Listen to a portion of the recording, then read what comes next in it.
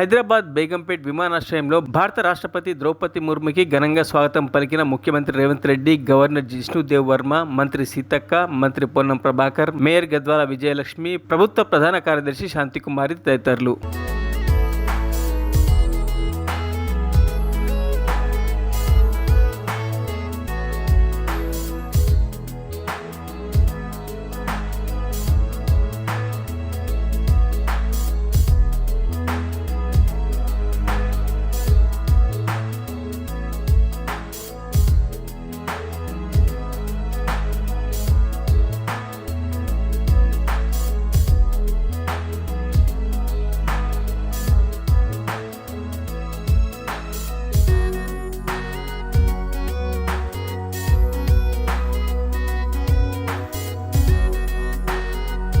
మరిన్ని అప్డేట్స్ కోసం మా ఛానల్ని సబ్స్క్రైబ్ చేయండి.